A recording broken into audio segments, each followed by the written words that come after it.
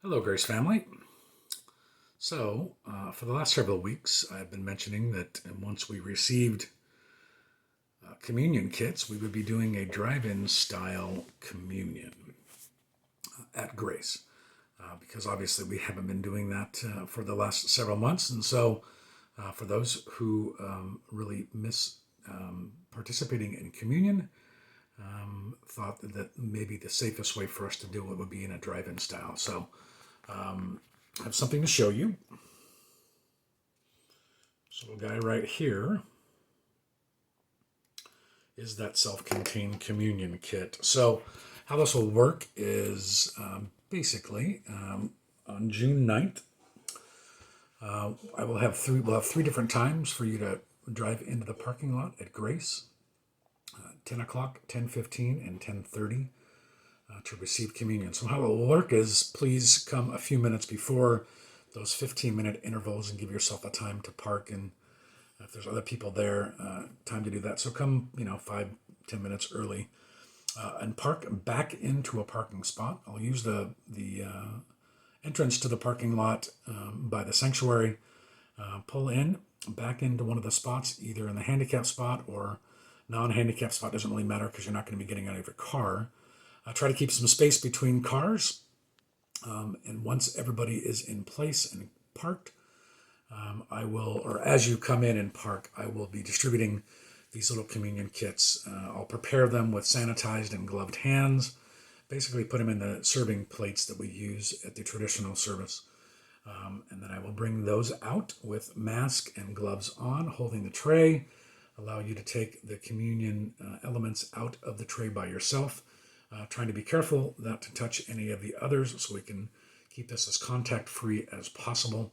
Once everybody has one of these communion kits and is ready for communion, I will say the words of institution, and then you'll have that opportunity to serve yourself. So let me see if I can set my phone up so that I can show you how these things work.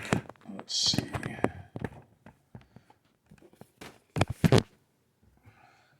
So here it is, this little basic communion kit. You can see on the top little white disc, that's the communion wafer. So there's two layers of film on this. The top layer gets you access to the wafer. So you just peel that back. It's like one of those little coffee creamers. And then inside is this little wafer, much like the wafers that are used in so many churches. Once that film is peeled off, you can see the wine is still self-contained. There's a break in the tab right here. You can see that. And just peel that back. It does take a little bit of effort. Peel that back, and voila. You have access to the grape juice. So it's grape juice, not wine. These wafers are not gluten-free, so if you're a gluten-sensitive or intolerant person, I would invite you to bring your own crackers. They're very small, so unless you have a real high sensitivity to it, I'm not sure how much of a difference it will make, but we'll give it a shot.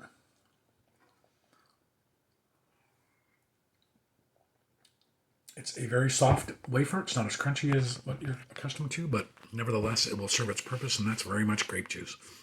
If anybody has a hard time getting these things peeled apart, I will be there to assist to make sure that everyone has access to it. But that's basically how it's going to work. I imagine we'll probably do it once a month.